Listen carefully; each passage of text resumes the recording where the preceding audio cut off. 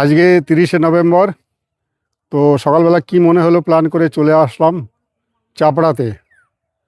এবারে ফুল দেখতে পাচ্ছেন, চাপড়া যে মেন গ্রামটা রয়েছে এই হচ্ছে চাপড়া গ্রাম।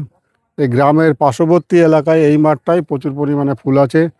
আর যে ভাইরাল পুকুর যেটা আমরা প্রতি বছর যেখানে ভিড় জমায় সেই জায়গায় কিন্তু ফুল আছে, কিছু মোরগ ফুল আর রজনীগন্ধা।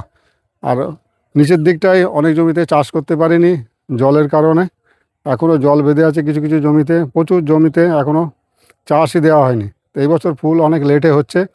তাই যারা ফুল বেশি পরিমাণে ফুল দেখতে চান তারা আসবেন 1 মাস বাদে। এই মুহূর্তে আসলে চন্দ্রমল্লিকা আর কিছু ওই টাইগার আর ওই ছোটো ছোটো ফুল আছে কিছু রং বেরঙি, ওইগুলোই দেখা যাবে, আর রজনীগন্ধা দেখা যাবে।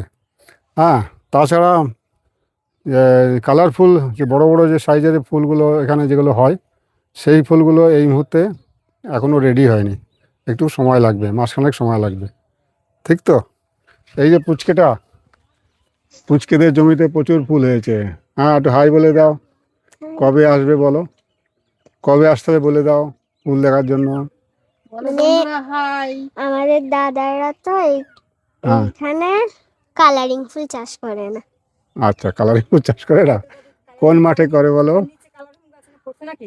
ওই দিকে ওই নিচের মাঠে আছে, তাই তো? ওই ভাইরাল পুকুরের ওইদিকে। হ্যাঁ, তো শুনে নিলেন এই পাশটায় কিন্তু কালারিং ফুল হয় না, ওই ছোটো ছোটো কালারিং যেটা পিছনে দেখা যাচ্ছে এই ফুলটা হয়। আর এটা তো একটা বড় ফুল, বড় কালারিং ফুল। এই হচ্ছে চাপড়ার চন্দ্রমল্লিকা। আজকে ভাঙা হচ্ছে এই জমিটা থেকে, প্রচুর ফুল ভাঙা হয়ে গেছে, যেখানে যেখানে ভেঙেছে একদম ফাঁকা হয়ে গেছে। বেশ বড় বড় সাইজের চন্দ্রমল্লিকা হয়েছে। হ্যাঁ, কত ফুল! এই মাঠে প্রচুর ফুল আছে, চাপড়া গ্রামের পাশে এই মাঠটায় প্রচুর ফুল আছে, দেখতে পাচ্ছেন মাঠ জুড়ে শুধু ফুল আর ফুল।